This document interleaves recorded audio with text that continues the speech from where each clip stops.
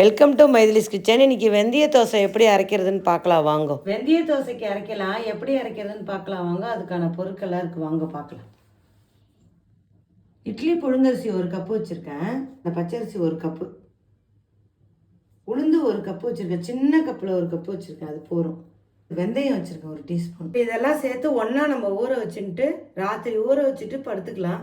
காலம்பரை எழுந்திருந்து நம்ம கிரைண்டரில் நைஸாக பட்டு மாரி அரைச்சி வச்சுட்டு நாளைக்கு ராத்திரி தோசை வாக்கலாம். இப்போ ஊற வைக்கலாம். பச்சரிசி போடுறேன், இதில் எல்லாம் ஒன்றாவே போட்டுக்கலாங்க. புழுங்கரிசியும் போட்டுக்கிறேன் நான். இதுதான் பச்சரிசி, சின்ன கப்பில் 1 கப்பு போட்டிருக்கேன். இது புழுங்கரிசி, இதில் பெருசாக போட்டிருக்கேன். புழுங்கரிசி கொஞ்சம் கூட போட்டுக்கலாம், அப்போ தான் நல்லா அழுத்தமாக இருக்காது. இப்போ பாருங்க, உளுந்து போடுறேன். இப்போ வெந்தயம் எல்லாத்தையும் ஒன்றா ஊற வைக்கிறேன்.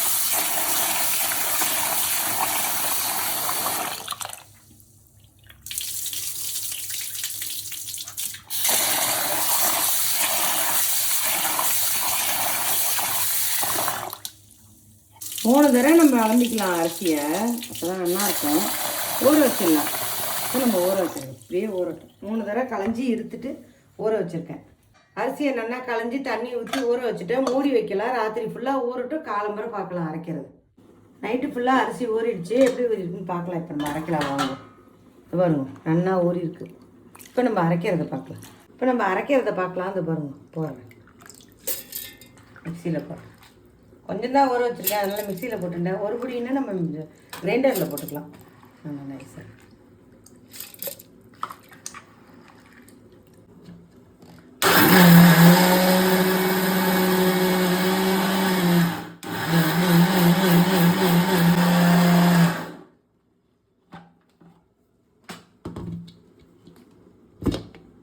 இன்னும் கொஞ்சம் அரைக்கணும். நான் கொஞ்சம் உப்பு போட்டுக்கிறேன்.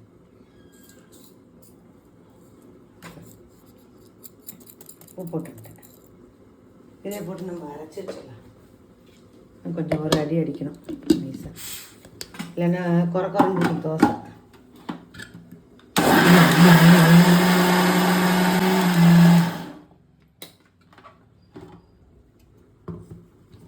இப்போ நான் என்ன நைஸாக அரைச்சிக்கிட்டேன் பாருங்கள்.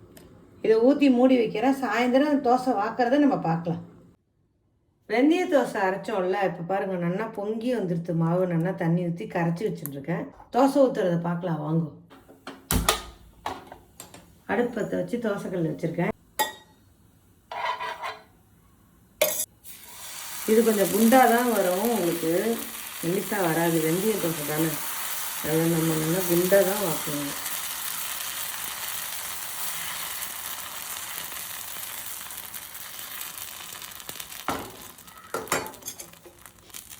எண்ணெய் கொஞ்சம் கம்மியாகவே ஊற்றிக்கலாம். இதுக்கு தட்டு போட்டு மூடி தான் வேக வைக்கணும். ஆப்பம் மாதிரி தான் இது.